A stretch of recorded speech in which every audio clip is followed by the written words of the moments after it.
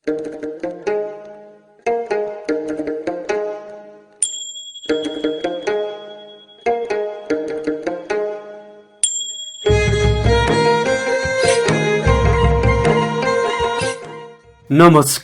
म अम्बिका हङबाङ अंग्रेजी सिके रेडियो कार्यक्रममा यहाँहरूलाई स्वागत छ।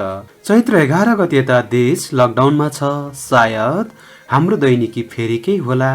लकडाउनलाई समस्याको रूपमा मात्र नलियौं, विभिन्न माध्यमबाट शिक्षा हासिल गर्ने अवसरको रूपमा पनि प्रयोग गरौं, हुन्छ हैन? ल त विद्यार्थी भाइ बहिनी हो, अब रेडियो सेटको नजिक आउनुहोस् है।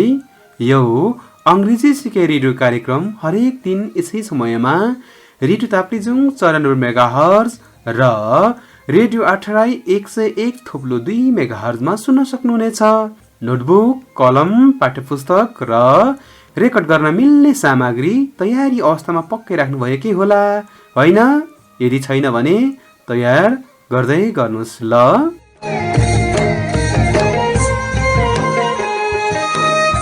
आजको बसाइमा अनिवार्य अंग्रेजी विषय अन्तर्गत कक्षा 9 को युनिट 1 को एक कविता विन्ड एन्ड द लिव्स को बारेमा चर्चा गर्नेछौं।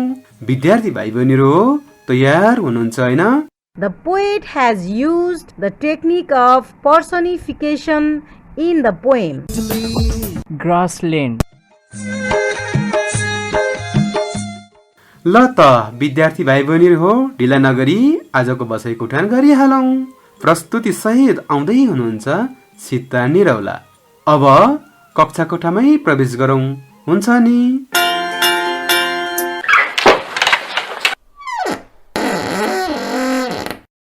Hello students, Namaste and welcome to English Learning Radio Program. It's me, Sita Nirola, present here to facilitate you a poem from Unit 1, topic entitled Making Plans and Expressing Intentions of Grade 9 English book. The title of the poem is The Wind and the Leaves. So my dear students, I hope you are ready with your English textbook, pen and notebook. सर्वप्रथम कक्षा 8 बाट 9 मा उत्तीर्ण गर्नुहुने सम्पूर्ण छात्र छात्राहरूलाई हार्दिक शुभकामना दिँदै कक्षा 9 को अंग्रेजी सिकाइ रेडियो कार्यक्रममा यहाँहरूलाई स्वागत गर्दछु। प्यारा विद्यार्थीहरू, आज हामी अंग्रेजी पुस्तकबाट एकाइ 1 अन्तर्गतको the wind and the leaves नामक कविता पढ्न गइरहेका छौं। आफूलाई चाहिने अंग्रेजी किताब, कलम र नोट कपी तयारी अवस्थामा राख्नु भएकै होला, हैन त? ल अब अंग्रेजी पुस्तकको पेज नम्बर 3 निकाल्नुस् है त। हुन्छ miss. Okay, now let's begin our today's lesson. Are you ready? Yes, miss, we are ready. My dear students, do you love and enjoy nature? Yes, I do. I like to spend most of the time in the lap of nature. It is only the way to get peace in mind. We are also going to learn the poem related to the nature today. Okay, before starting, look at the picture given in page number 3 of your book and guess the answers to these questions. The question is, what is happening in the first picture? In the first picture, the green leaves are on the tree and the snow is falling. Good guess. Now next question. What can you see in the second picture? In the second picture, the color of the leaves has changed into golden. Good guess. Okay, now write some questions in your copy and try to find its answer from the poem on your own. Question number 1. 8. What time of the year did the wind call the little leaves? Once again, 8. What time of the year did the wind call the little leaves? Question number 2. What is the poem about? Now, without delaying, let's proceed to the chapter. The poem titled The Wind and the Leaves is written by George Cooper. George Cooper, who was born in 1840 and died on 1927. He was an American poet and songwriter, best known for his lyrics. He loved to write about the nature. He also translated the lyrics of German, Russian, Italian, Spanish, and French musical work into English. The poem The Wind and the Leaves is a lyrical and melodious poem. It is about a natural interplay between the leaves and the wind. It follows the AABB rhyming pattern.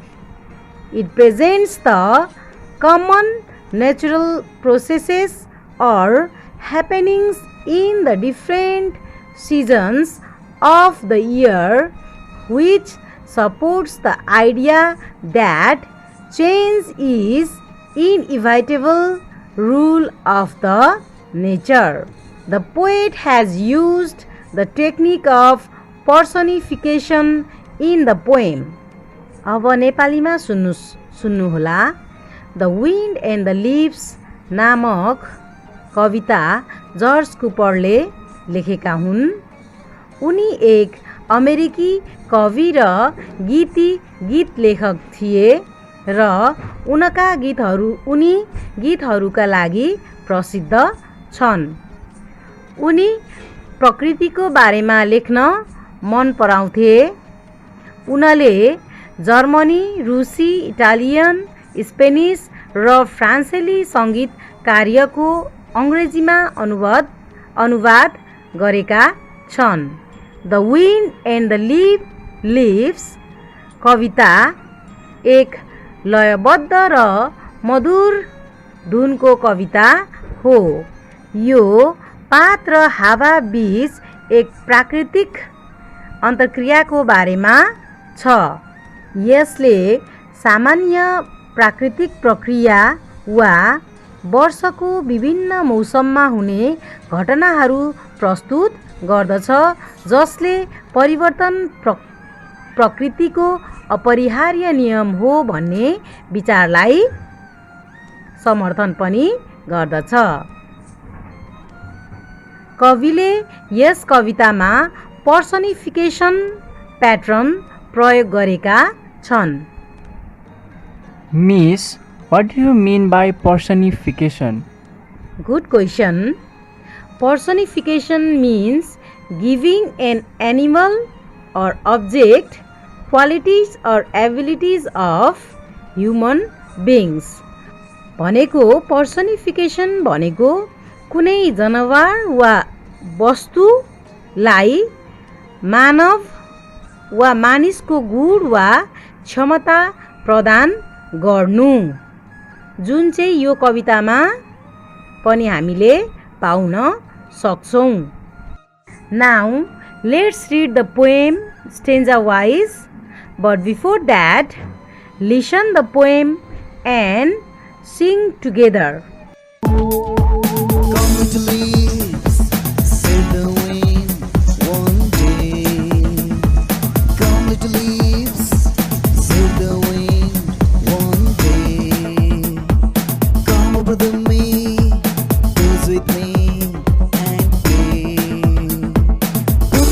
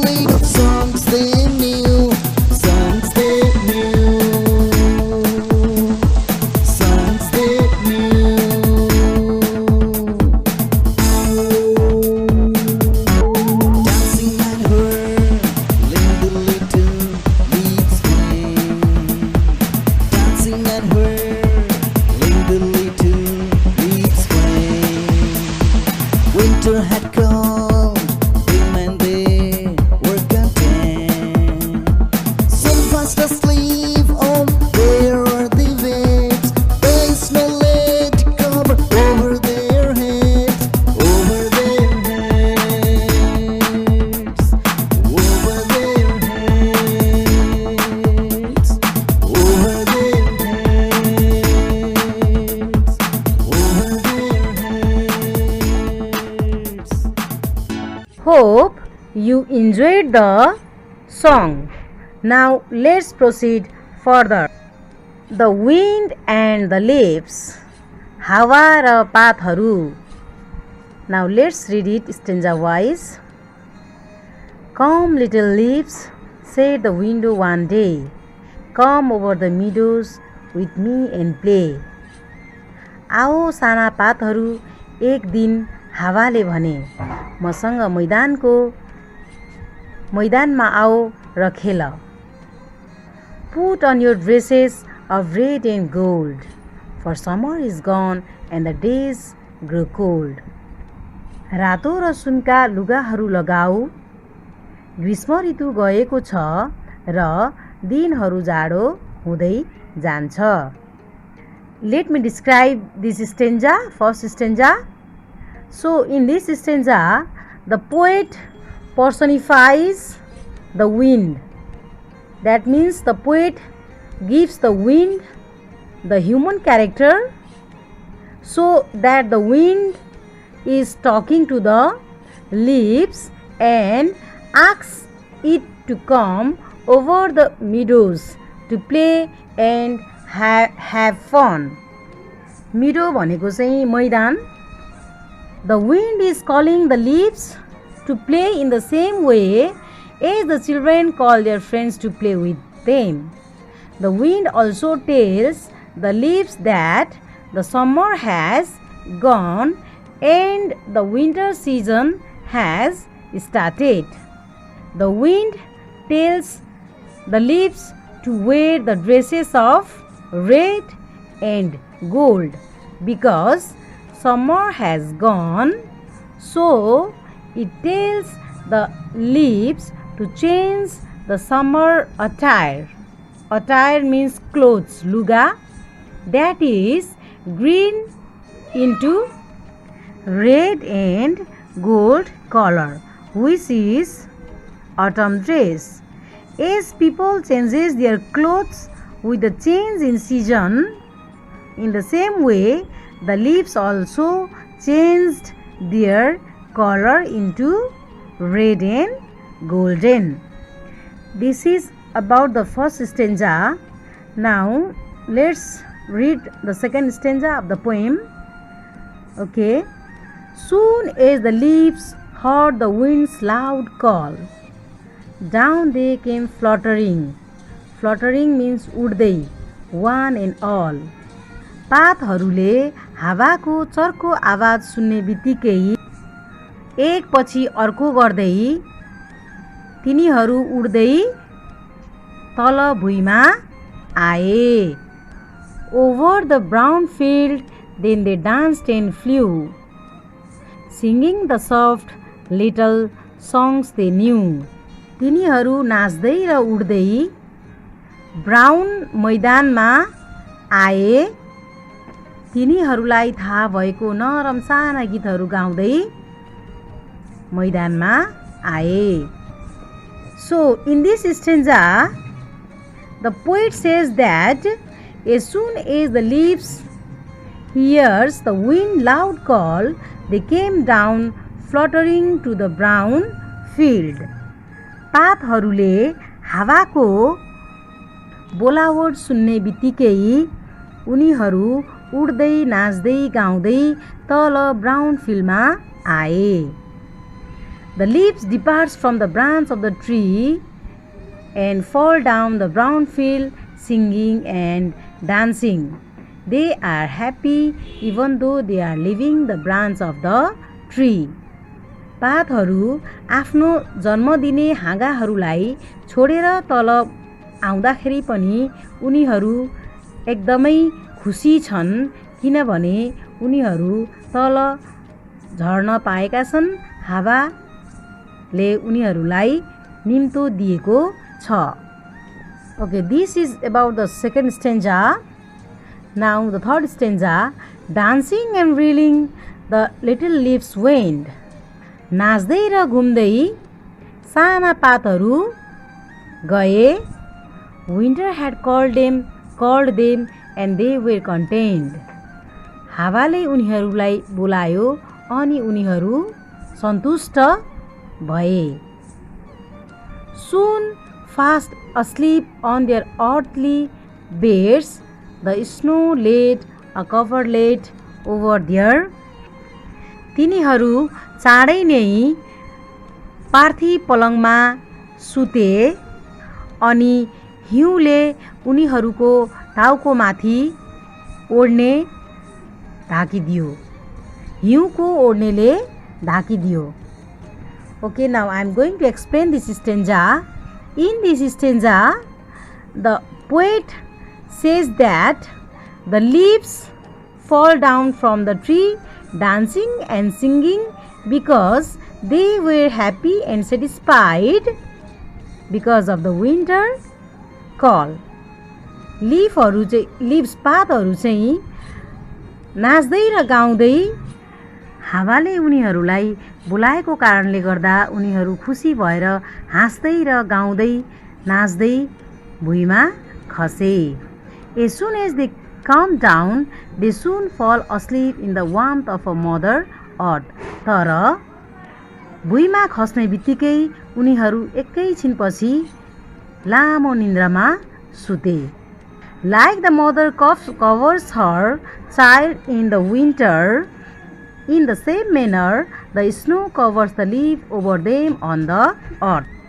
आमाले बच्चा बुच्चीलाई जाडोबाट बचाउनको लागि ओढ्नेहरू ओढाए जस्तै यहाँ स्नोले ती खसेका रुखका पातहरूलाई ढाकिदिएको छ.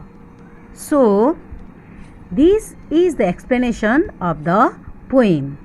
Though this poem is about the interaction between the wind and the leaves that symbolizes nature, the underlying meaning is that nothing is constant in this world.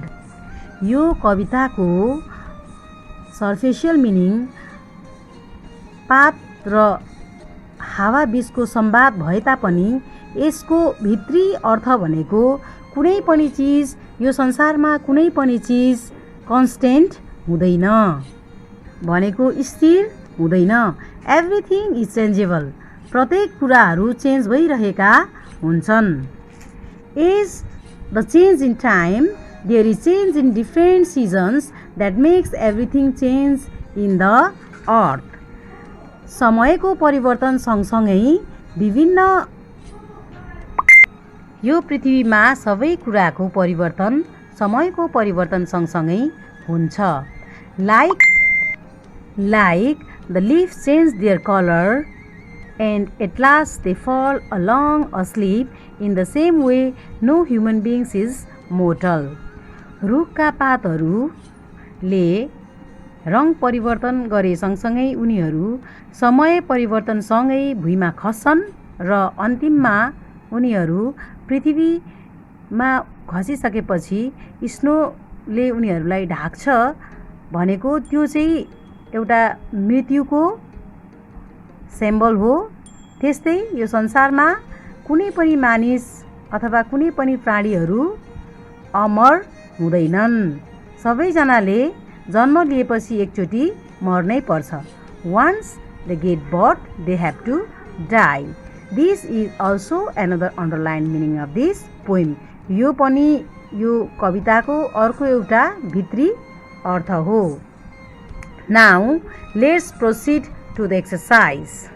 Okay, turn out page number 4 and let's proceed to the match the following. Read the poem once again and match the words under column A with their meanings under column B. A मा दिएका शब्दहरूको meaning B कलममा दिएको छ.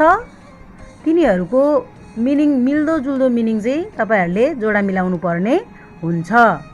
meadow, grassland, fluttering, moving lightly and quickly.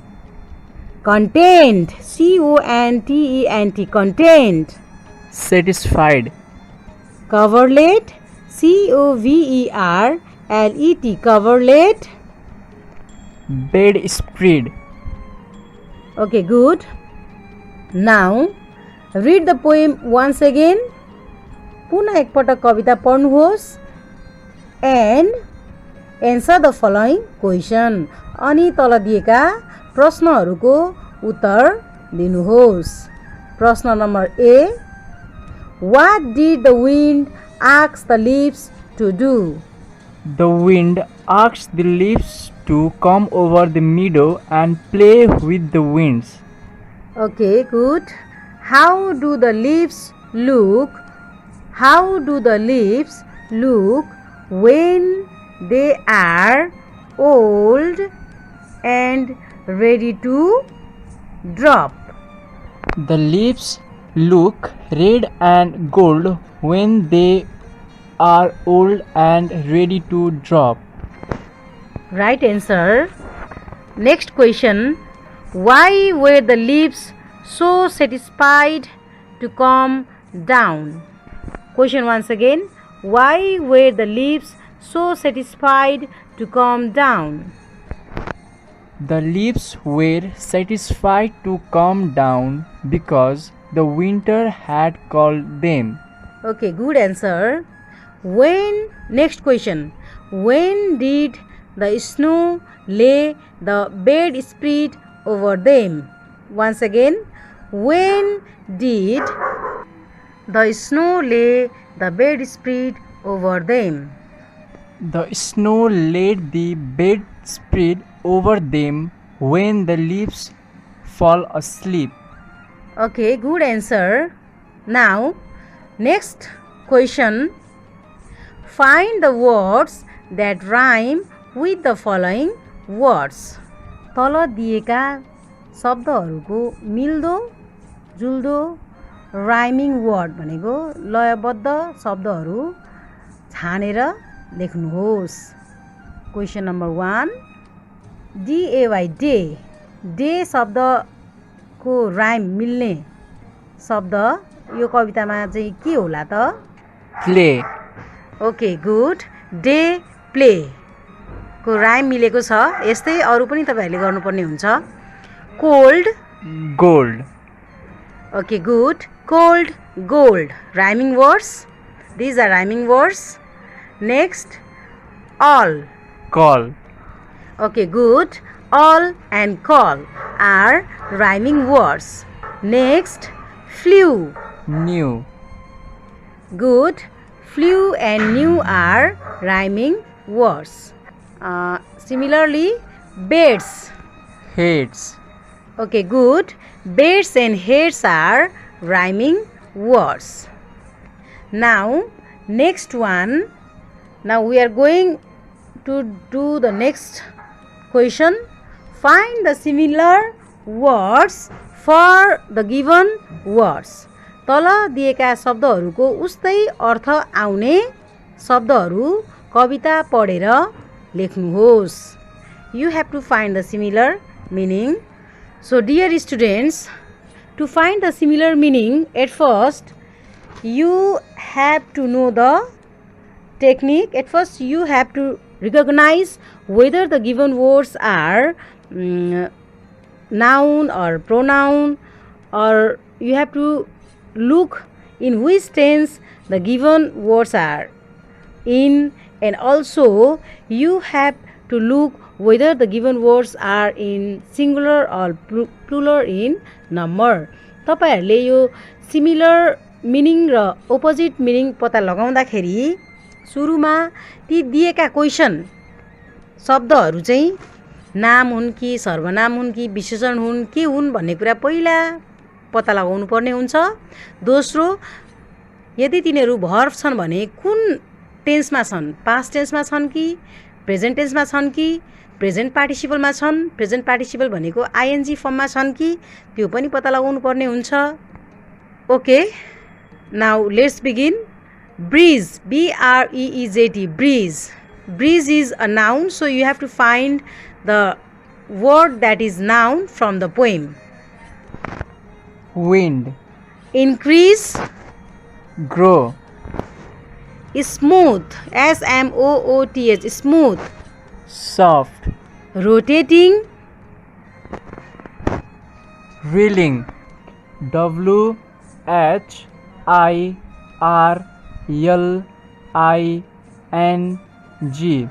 Wheeling. Happy. Content.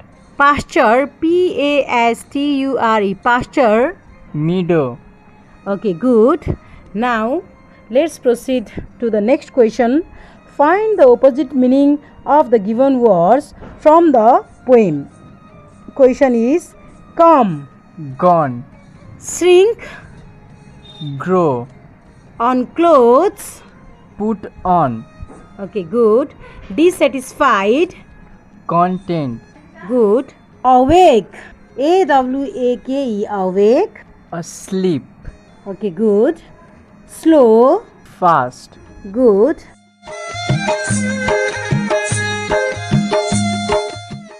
Now give me the answer asked before starting the lesson. Question is, at what time of the year did the wind call the little leaves? The wind called the little leaves at the winter time. Good answer. What is the poem about? The poem is about the natural interplay between leaves and the wind. Good answer.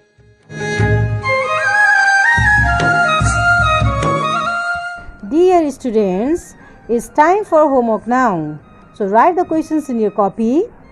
Question number 1. What did the leaves do after hearing the wind's call? Once again, what did the leaves do after hearing the wind's call? Question number 2. Give another suitable title to this poem. Once again, give another suitable title to this poem. Question number last. Who is the writer of this poem? Who is the writer of this poem?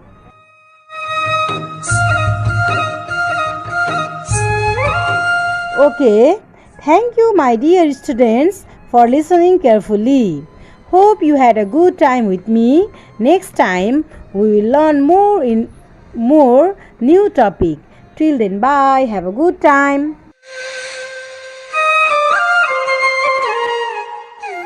Sita Niraula मिसलाई धन्यवाद। कार्यक्रम कस्तो लाग्यो त? आजको बसाई सिकमूलक पनि होला। कार्यक्रम सुन्दै प्रश्न तथा जिज्ञासा पनि कार्यक्रम सुन्दै प्रश्न तथा जिज्ञासा टिप्पण गर्नुभएकै होला, होइन त? प्रश्न तथा जिज्ञासा अंग्रेजी सिके रेडियो कार्यक्रमको Facebook page @RADIO EDUCATION SPF को इनबक्समा र RADIO PROGRAM SPF @gmail.com मा पठाउन सक्नुहुनेछ। प्रश्न तथा जिज्ञासाको समाधान सहित थप सिकाइको लागि भोलिको कार्यक्रममा पुनः भेट हुनेछ। पठन पाठनको क्रममा कुनै जिज्ञासा भए निम्न ठेगानामा सम्पर्क गर्न सक्नुहुनेछ। ठेगाना र सम्पर्क टिप्न तयार हुनुहोस् है। ह्युमन प्र्याक्टिस फाउन्डेसन फुङलिङ नगरपालिका 4 ताप्लेजुङ। Phone number 024 461 047। हवस् त, आगामी अङ्कमा पुनः भेट हुनेछ। म अम्बिकाङबाङ बिदा हुन्छु। नमस्ते। सामाजिक दूरी कायम गरौँ, कोरोना भाइरसबाट बचौँ र बचाउँ। धन्यवाद।